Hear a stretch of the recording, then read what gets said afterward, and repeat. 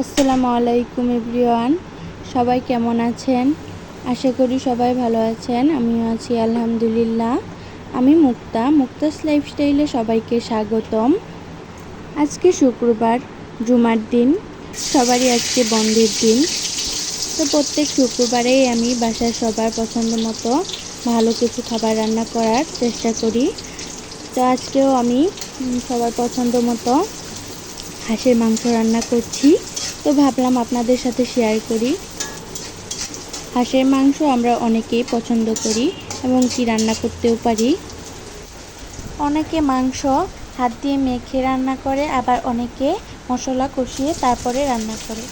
তো আমি মশলা কষিয়ে রান্না করতেই পছন্দ করি। তো প্রথমেই আমি কড়াইতে তেল দিয়ে দিলাম। তেলটা গরম হওয়ার পর আমি এর মধ্যে দিয়ে দিয়েছি গরম মশলা, দারচিনি, এলাচ, তেজপাতা এবং কিছু পেঁয়াজ কুচি দিয়ে কিছুক্ষণ ভেজে নিয়েছি। ভাজার পর এর মধ্যে দিয়েছি আদা বাটা, রসুন বাটা, পেঁয়াজ বাটা। তারপর কিছুক্ষণ ভেজে নিয়েছি। তারপর এখানে একটু পানি দিয়ে দিলাম। এখন গরম মশলা দেব, লবণ দিয়ে দিলাম। এরপর দেব হচ্ছে হলুদ গুঁড়ো,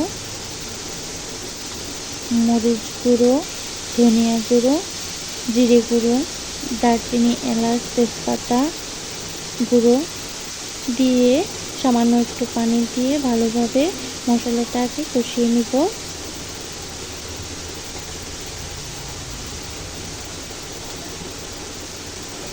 মশলাটা কষানো হলে পরে মাংস দিয়ে আরও কিছুক্ষণ কষাবো।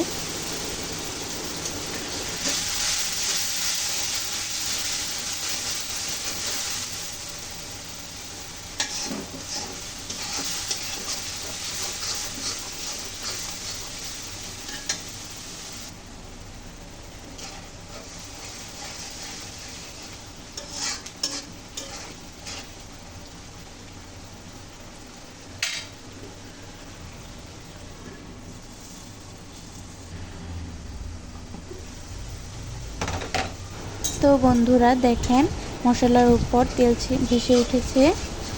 এখন মশলাটা কষানো হয়ে গেছে। এখন আমি এর মধ্যে হাঁসের মাংস দিয়ে দিব।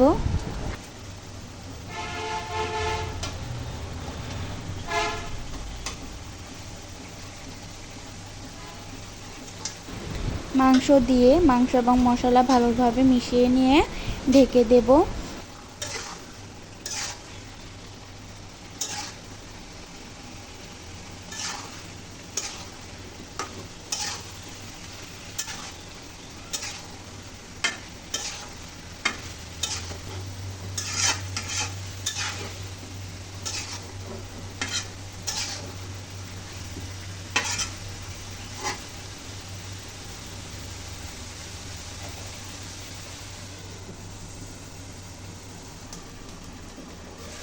তো দেখুন বন্ধুরা, মাংস থেকে পানি বের হয়েছে।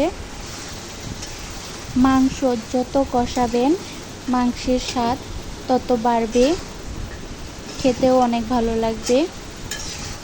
তো মাংসটাকে আমি অনেকটা সময় কষিয়ে নিচ্ছি।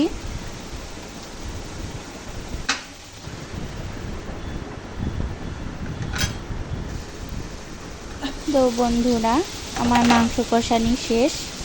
এখন আমি এর মধ্যে পরিমাণ মতো পানি দিয়ে দেব।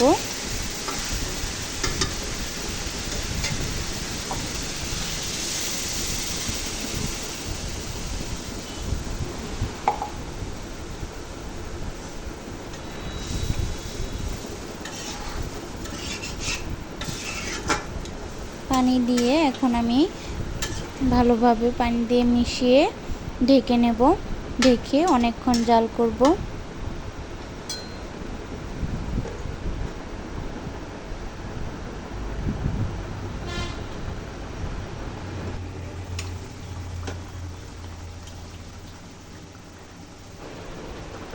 তো দেখো বন্ধুরা, মাংসে কি সুন্দর কালার এসেছে, দেখতে অনেকটা ভালো লাগছে। আমার রান্নাও প্রায় শেষ। এখন আমি নামিয়ে নেব। তো বন্ধুরা, ভিডিওটি কেমন লাগলো? ভালো লাগলে অবশ্যই পাশে থাকবেন এবং দোয়া করবেন যেন আরও ভালো কন্টেন্ট আপনাদের দেখাতে পারি। আসসালামু আলাইকুম।